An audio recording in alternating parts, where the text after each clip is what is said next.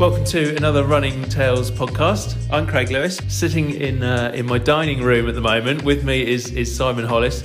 You may know Simon from Go Beyond. He runs events such as the Northampton Half Marathon. There's a load of other events that he runs as well. And he has quite a history of running himself too, which we want to get over. If you were looking at our social media earlier this week, you'd have seen him standing with none other than Eliud Kipchoge. Perhaps we'll get onto that later too. But I wanted to start off, Simon, by just asking you a little bit around Northampton Half Marathon and how you suddenly decided to fill a gap in our running market in Northampton with that half marathon. I have run Go Beyond now since, I think it was 2018. So some of the stuff I've inherited, but I've done a lot of work with stuff in the meantime, just to try and sort of sharpen the edges and stuff like that. And we're super excited for 2023 because we're actually going to rebrand the event and we're going to make it into the Great Northampton Run.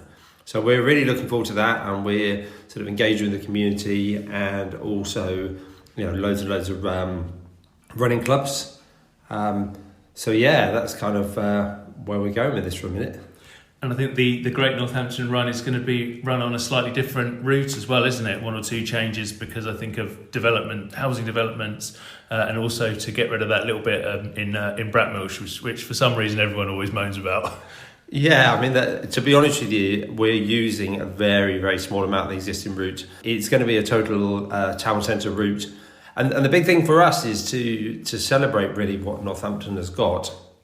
So we're going to visit the three main sporting grounds, a couple of centres of learning, a couple of parks, and really just get some history and heritage going on. And like you say, the existing route's been okay, but everyone moans about Bratt Mills and everyone moans about the hill up to Great Houghton.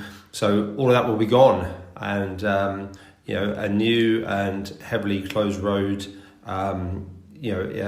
course will come into play. So we just need support really is the thing, because it's not without its risks, but I think it's about time for Northampton that we do something special for sure.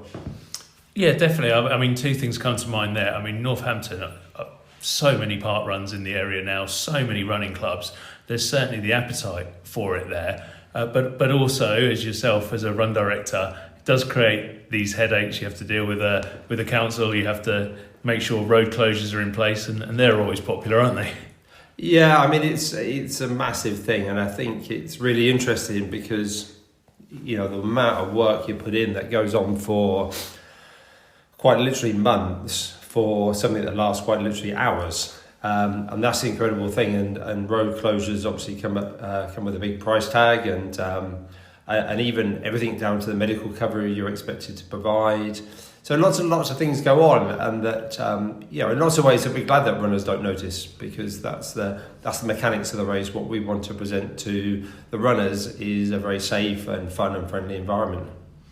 Yeah, well, what sort of things do go on and test you in the background when you're putting on an event like that? I think I heard you speaking at Mark Kennedy, who we've had on Running Tales before, at his book launch recently, about some of the fun and wonderful things that do test you. Well, yeah, I mean, I think it's things like people's like hatred of the road closures, and you have people trying to drive through or move cones out the way and things like that. And also, I think, with getting the right paperwork and the right permissions in place, I mean, the risk assessment is probably 25 pages long, and for that period of time, you're looking after a lot of people, and you only get one shot. That's the other thing. It's not like you can say, well, actually, do you know what? Actually, it wasn't that good. Come back tomorrow. Let's have another go. So we're very mindful of the fact of just really creating that sense. I think you played it before about running clubs and stuff like that. I mean, this year we have with the event the Walter Tull Shield, and that's an award for the club or organisation that brings the most people to the event. And this year again, I think for the third year, we had Northampton Road Runners, I think 85 people or something like that. And they're threatening to come back next year with 100 people. Yeah. So we're going to try and encourage, I think, some big local employers and stuff like that to kind of join in with that. But yeah, so I think when you've got a big presence from running clubs, creates a wonderful atmosphere, as well as obviously all the other people that come along. We've been lucky to look after blind runners, partially sighted, deaf runners, people running in a Viking longboat, and all sorts of crazy stuff. Just on that point, while I think about it, are there greater plans to make the event even more inclusive? Because I know, I think there have been. You're going to correct me either way here, whether people in wheelchairs and so on have been able to do it or not, on what the future plans are in that aspect. Yeah, I think it's always been a dream really to make everything as inclusive as possible, because I guess I kind of look and think, if I found myself in that position, what would I want out of life? And I'd want to be able to carry on doing what I want to do. It is a challenging thing though, and I think that we will explore for definite. It's kind of something that you can't promise, because obviously the needs of people in wheelchairs is very different to to other athletes. So, but we'll do what we can, and if we can do it, we certainly will. Yeah, and it's always fun doing these events, because you're catering for a whole vast array of people. Some who no doubt will be blasting through in times of around something ridiculous like 1 hour 15 or who knows what, and then you'll have people at the back who may almost be running or walking most of the event, and for them that's the hugest challenge that they've ever done. But you need to cater for both of those people and everybody in between. Yeah, and I think that's where the word challenge comes into it really, because I think that like you say, there'll be, I think the course record for the current course is 1:11, which is ridiculously fast.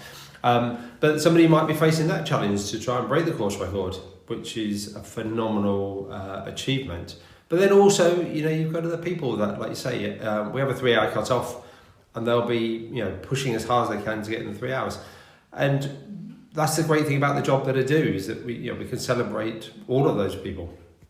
Yeah, and I don't want to suggest that all you do is the Northampton Half, because there are a whole load of other things you do at Go Beyond. Tell us about some of the other events you put on.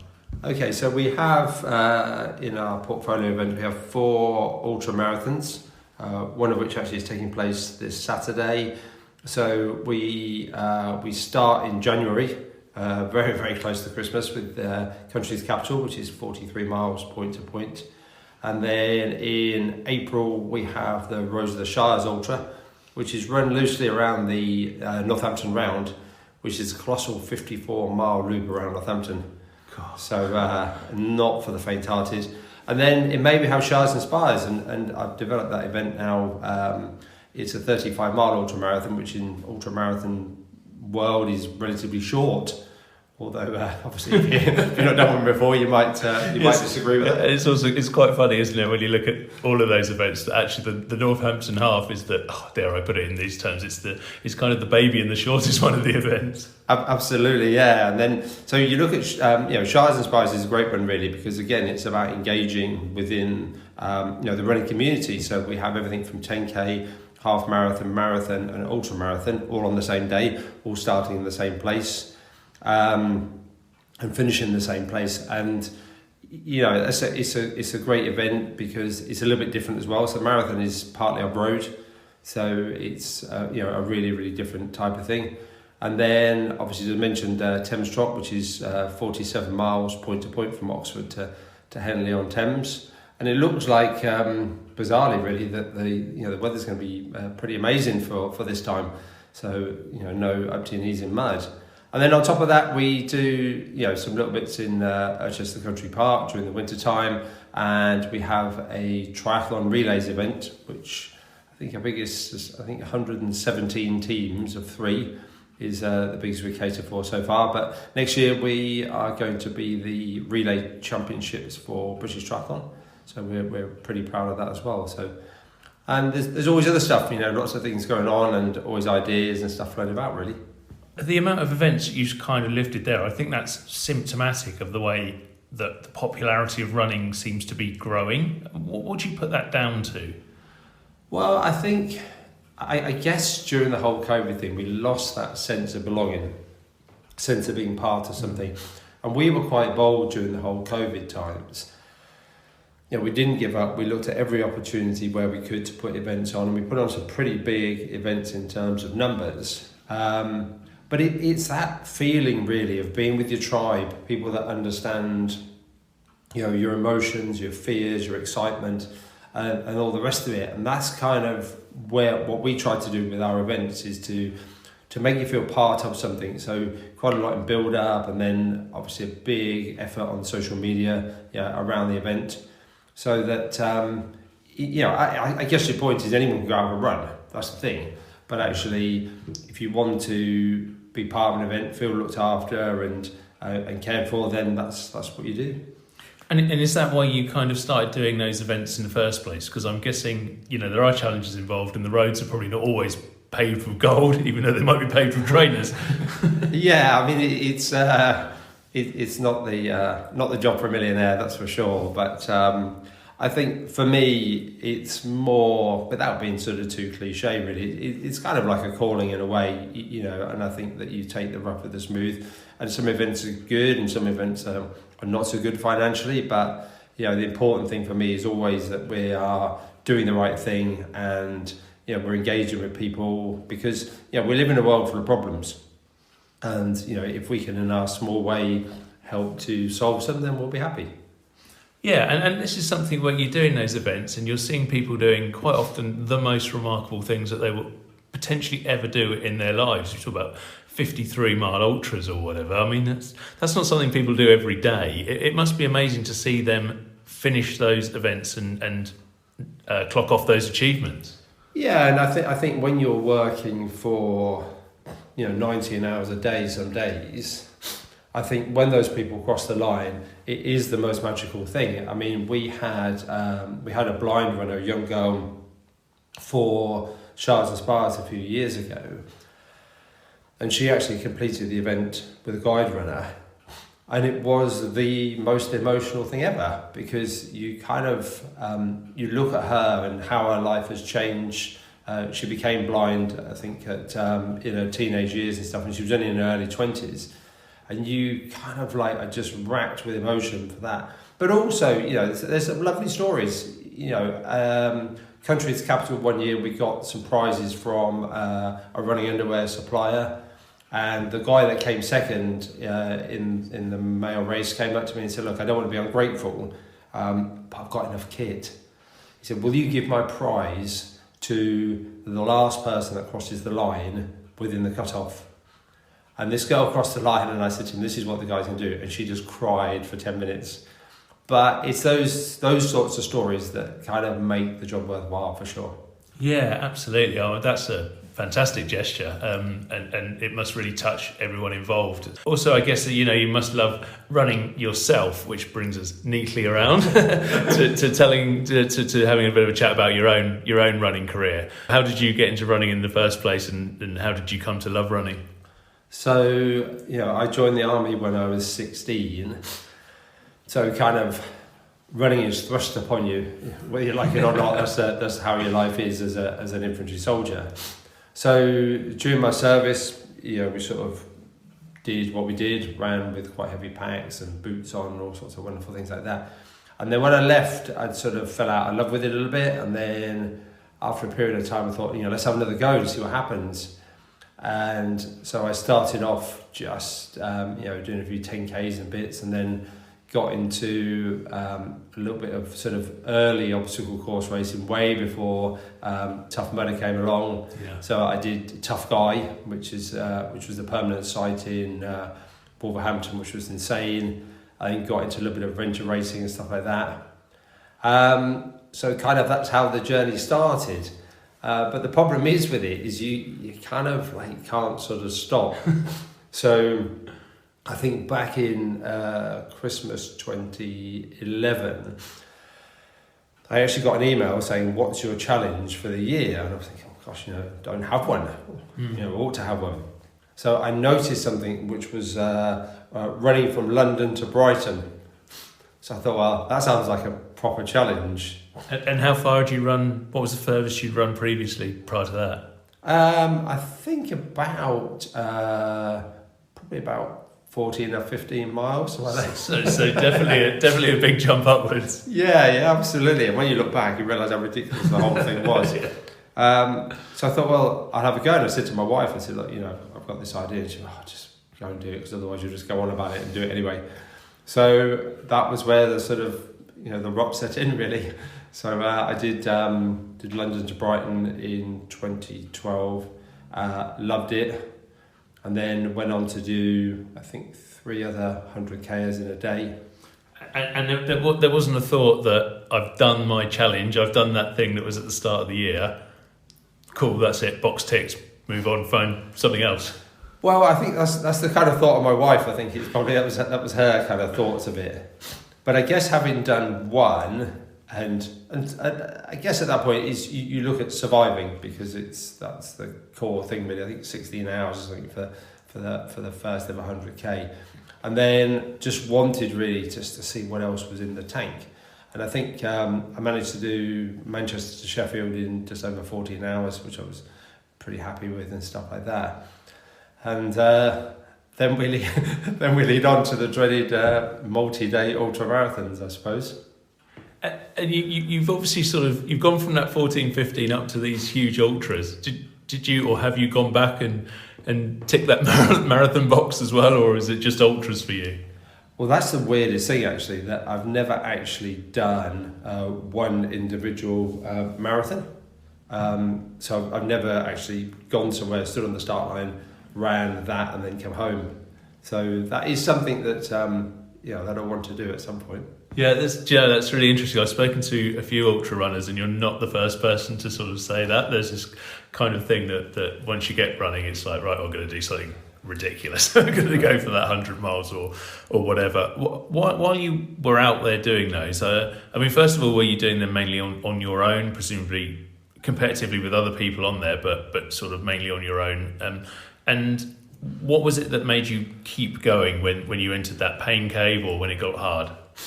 So yeah, I kind of learned early on, actually, that if you want to do something, you have to do it for yourself.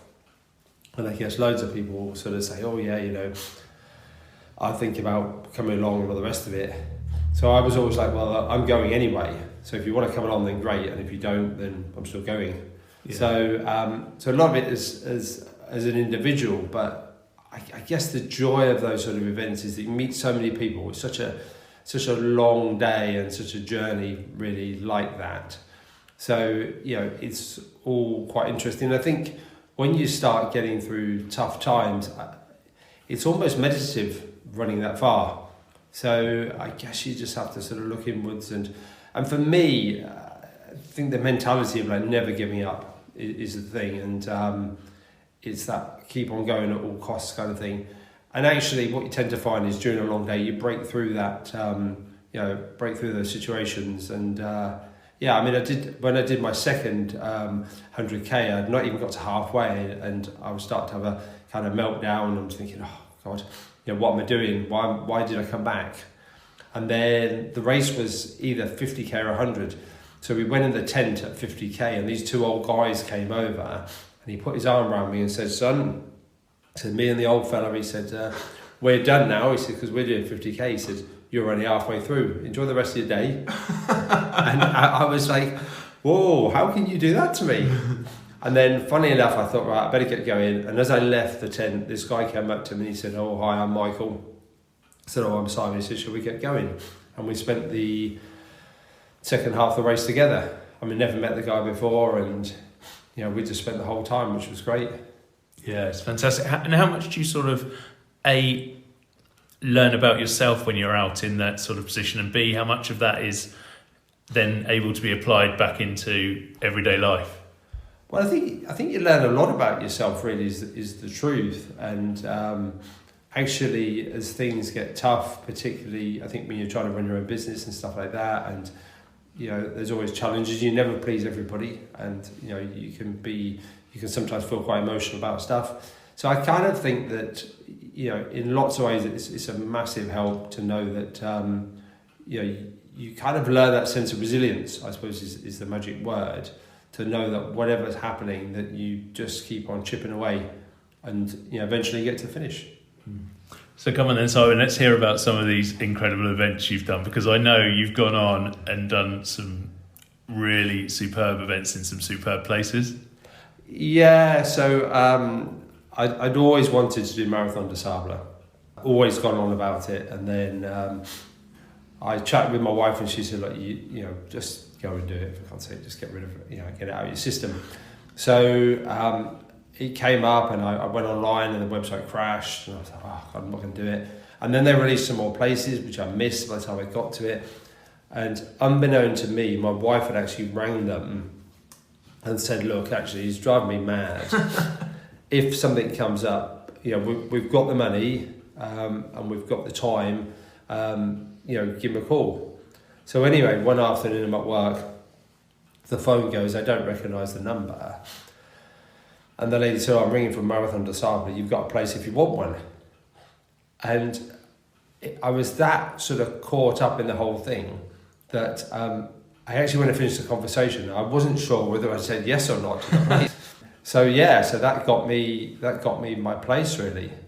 And just quickly for those people, I mean, it's Running Tales podcast, so they ought to know, but for those who might not, what is Marathon des Sables? So Marathon des Sables was coined by the Discovery Channel as the toughest foot race on earth.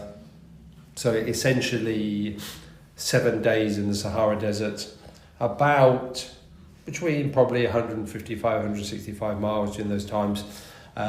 You have 1 day off, which softens the blow a little bit.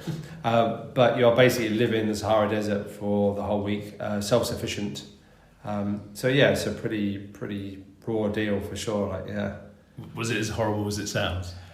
No, I guess it's like a lot of things. You look back and, you know, people say, "Would you go back?" And after the first day, nah, you wouldn't do that. But then you think, maybe I would. And I've got a friend, he's been twice, and a few friends that have done it.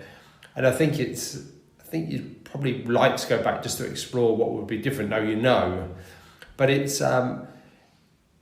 brutal in different ways, really, because you're sleeping in open tents, you're sleeping on carpets with your sleeping bag. It's very uncomfortable.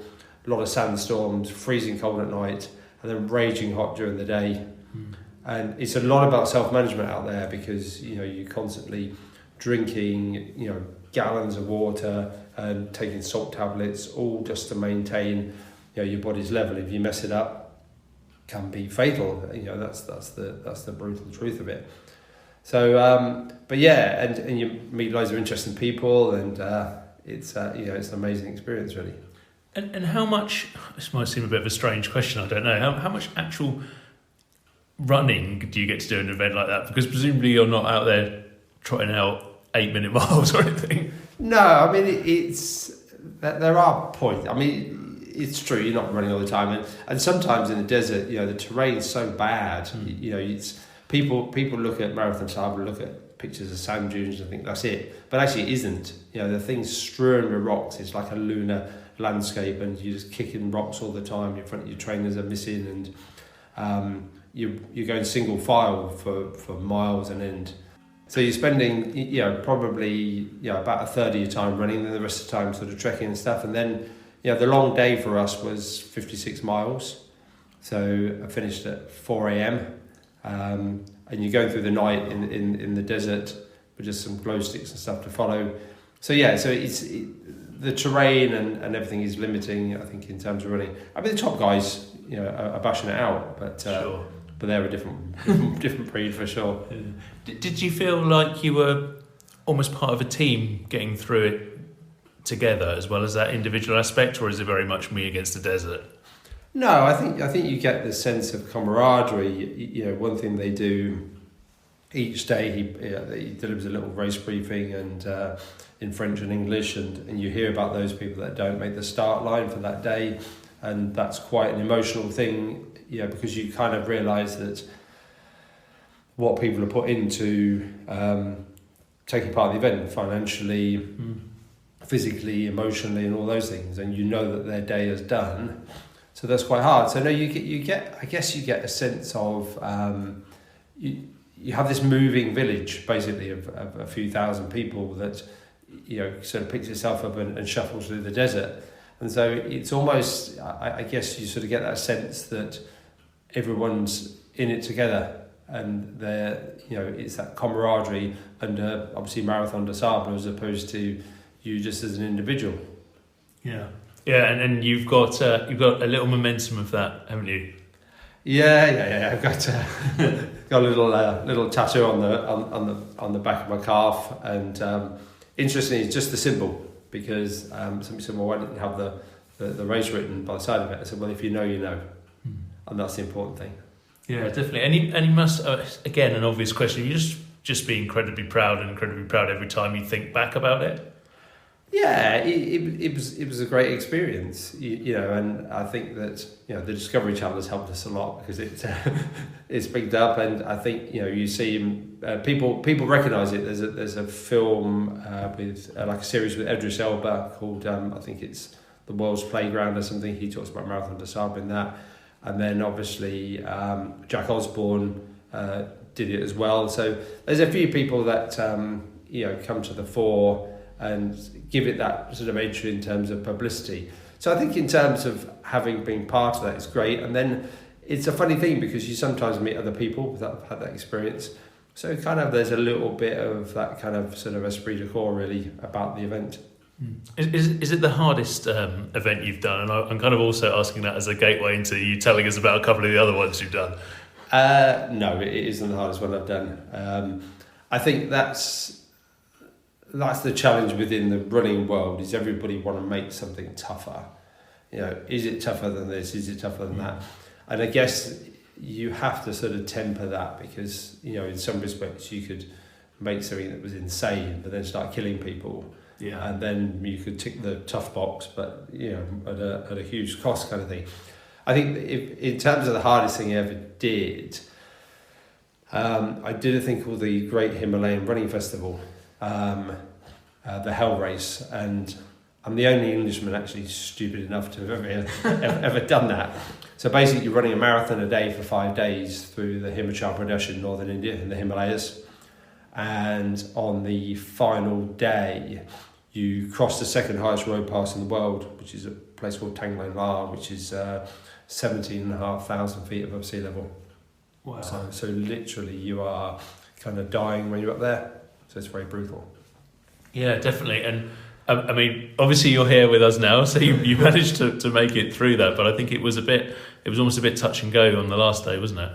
Yeah, I think for the first time actually probably in my life that I'd actually felt that I couldn't go on. The emotion wasn't that I didn't want to.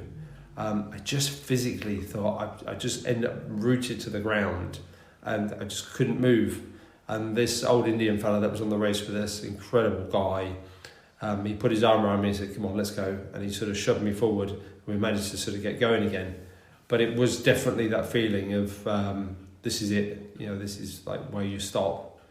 But yeah, I mean, up there the air is so thin. You can get sort of wind chill and sunburn in the same day, and it took a long time to recover.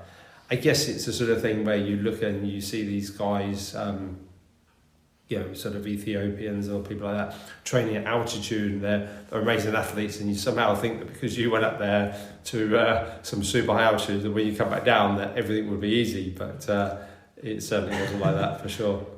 No, definitely. I mean, do you have any sort of other goals in terms of those sort of really extreme ultras? I'm thinking off the top of my head things like, these are slightly different sort of things really, but Comrades always comes to my head in South Africa, and obviously the one which people now seem to talk about as the hardest is kind of like the Barkley marathons and things like that. Yeah, I think Barclays. I don't understand Barclays, to be honest with you, because I think taking part in something which you are almost totally guaranteed to fail doesn't seem to me like a very logical thing for a human being to do, to be honest with you. I've endured obviously the heat, the desert. I was lucky enough as well to run in the Amazon jungle, which was an amazing environment. I've been up in the mountains. I'd like to do something in the cold. I think that's one thing that's kind of like itching away at me really. The guys that I did the jungle race with, they do the ice ultra up in the Arctic Circle. I think Comrades is one though as well, because Comrades, it has such a great reputation. Yeah. And we kind of copied what they did a little bit. So for Shires and Spires, we do clockwise and anti-clockwise, because we figured that obviously the Comrades guys do what's colloquially known as uphill and downhill, which I don't think is actually true. No, we've spoken to a couple of people who've done the Comrades, and it's not really the case. No, so I think it's just perhaps a little bit of folklore there. So yeah, that's the kind of thing that I'd like to get to, and my wife keeps telling me I'm too old, but still keep on going for sure. You can definitely carry on doing these things. Is it kind of the getting out there in nature that's a big part of it for you as well? Yeah, I think, exploring different environments and really, the last one that I did was I did the first ever 4 Rangers Ultra in Kenya. So you're running through the wildlife game reserves, and that kind of freaks you out in lots of ways, because you're running alongside animals that you see in the zoo, giraffes and zebras and elephants and all kinds of stuff. There's not too many lions, hopefully. Well, no, but you hear them at night, right. Talking to each other. They have this weird thing that they do, and actually, you just kind of stay inside your tent. Even it doesn't matter how badly you need to go out, thinking about So I think being with nature, I think it's and also you get a sense of how small that you are really in the world, and that's sort of quite deep, but no, I think and actually being able to move your body across terrain and stuff and be able to cope with some harsh environments is very much kind of what I like. And it's really quite funny, because when you're at these events, particularly for instance like in Kenya, I would go to sleep with my pack in a certain place, with things all in the same place in the pack. I'd have my shoes and socks ready in case I need, and my head torch in case I need to get up in the night or whatever. And and you always knew the kind of non-military types, because there's stuff would be all over the floor, and they'd wake up and they'd be tripping and scrubbing around for the head torch and stuff like that. So I think the whole organising thing as well, I guess it's a sort of busman's holiday in some respects, but just paring down your weight as much as you can in terms of kit that you carry, organise all your meals and freeze-dried food, and having everything labelled up and packed up in a certain way, so you're kind of working through that as well. I was going to say there's a bit of Bear Grylls in there as well as Eliud Kipchoge, which neatly brings me on to my question about how you met the great man. Yeah, well, it was really weird actually, because this was at the end of the 4 Rangers Ultra, actually, funny enough, and I think on the last day, the guy said, look, actually, if you finish early enough, you can meet a great Kenyan athlete. So we were kind of going through the list of people that we'd sort of heard of. But funny enough, Kipchoge wasn't on there, because at that time, and this is just before Berlin, so at that time he kind of wasn't, I don't know why really, perhaps it wasn't sort of on our lips kind of thing, but he just wasn't a guy that would sort of come to mind. And when we finished, he was great. He didn't say much. I'm not sure. He's quite a quiet guy. He did quite a bit of the sort of commentary at the London Marathon, didn't he, this year? And when I say he did quite a bit, he was there, but he didn't say that much. Yeah, so it was kind of weird, because it finished. It was a little bit awkward in a way, because it was like, oh hi, and I think he sort of managed to sort of mutter sort of well done or something. That was it. So we sort of like hung around with him and stuff. So. But I think you said that the picture I sent you was funny, because I've got this like enormous running medal on, and Kipchoge's got nothing. He's just got like a Nike top on or whatever. So, so that was amazing, and I think it became more amazing really as time went on. Obviously, with Berlin and the sort of contrived 2-hour marathon effort and stuff like that. I mean, just I guess for me that's a really special moment in my life to have met essentially the fastest runner on earth. It's been amazing. Yeah, and he is astonishing what he runs. I mean, we were looking at his kind of his splits, if you like, and I think it's like he's run faster than most park runners ever across the whole country, if not the whole world. It was some ridiculous stat, I'm sure, which I'm going to get wrong, but like 30 odd people had run a faster park run than Kipchoge's splits at London, the Berlin Marathon this year. Yeah, well, I saw that there was a thing on YouTube, I think, where I think in America they set up this really wide treadmill but built into the floor, which was soft. And the treadmill was running at Kipchoge's pace, and you could get on it and see how long you could last. And I think the longest, 10 seconds was the longest anybody lasted at that pace. And you're thinking, you just... And I suppose what brings it home to you, perhaps more than anything, is when you look at his pace at mile 25, where most of us would be fading and flaking at that point. And yeah, you know, the guy's running faster at mile 25 than we could run at mile 1 or 2, or even just a mile. Yeah, it's exceptional. I mean, there was a guy this year who at London, so obviously Kipchoge wasn't running, but you know, some amazing athletes there nevertheless, and he did that normal sort of funny thing of going and sprinting out at the start like a lunatic. But what you got to factor in there is he must have qualified to be in that elite group of runners, and I think he went on to finish in something like 2:30, 2:40 or something like that. So but he was just swallowed up by the elite runners, because even though he'd done that hilarious start, he just wasn't quick enough to keep near them. And this is somebody who, if everyday runners came up against him, would smash him really. Oh, absolutely, yeah. It's just incredible, and we find that through work as well. You know, I think some of the times that people post.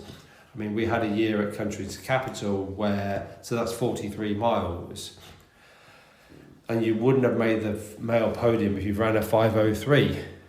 So we had 4:56, 4:59 and a 5:03 for 43 miles. Now, you and I both know that if you're running a 4-hour marathon, that's a pretty good shout as a kind of everyday runner. Yeah. Well, the guy did 4:56 for 43 miles, which is just mind-blowing. And very casual with it, you know, not arrogant or just, I was like, wow, that's amazing. He said, oh yeah, you know, it was okay. I was a bit surprised myself, he said. I only came out for a run. And I'm thinking like, whoa, how can you run that pace for all that time? And these, I guess the difference with the stuff that we do is that you factor in terrain. That's the thing, conditions. I mean, this year for Country's Capital, the guy was, I think, a minute off the course record in the most horrendous weather we'd ever had. Yeah. I mean, pouring down the rain virtually the whole day and all the rest of it. And yet he still ran a 4:57. And you think, like, what would you do on a dry day? It's just mind-blowing. Yeah, absolutely. I've just got one final question for you, Simon, and I'm going to kind of almost go back to the start, but I was wondering really, what do you find the most challenging, and then sort of also find the most enjoyable out of either putting on the events or running them yourself? Okay, I guess in terms of challenging, I think it's purely the amount of administration and the amount of time I spend chained to the desk and thinking like, oh God, you know, let this end kind of thing. And I want to go for a run. Yeah, absolutely. And then I think the most enjoyable, I'm even like yesterday, I cycled the Thames Trot route. You know, I was in the saddle for just under 6 hours, but it's work and it's brilliant. And I think when you're out there, out on the course, if you're running or cycling or whatever, and I guess the other thing that, you know, that makes it really, really enjoyable is the people. You know, you see those people, you know that they've achieved something incredible, and it doesn't matter, like we were saying before, if their incredible is the course record or their incredible is under the cutoff, whatever that is, and that's kind of the most amazing thing, really. Superb. Simon Hollis, thank you very much for coming on Running Tales. Well, thank you. So yeah, that was Simon Hollis from Go Beyond Sport. They look after the Northampton Half Marathon as well as a whole host of other events, as I said. I really hope you enjoyed that episode of Running Tales. If you did, please give us as much promotion as you can. Help us get the podcast out there. If you can like or review us on whatever podcast provider you listen to us on, that would be absolutely fantastic. Give us those vital retweets, those shares on Facebook as well. We can be found on Twitter at Running Tales Pod, or on Facebook at Running Tales. So please do follow us as well. We'll be posting archive episodes and we regularly keep a look on how our previous guests are getting on in their running career. That's it from me now. I'm off to run across the desert with Simon. See you next week.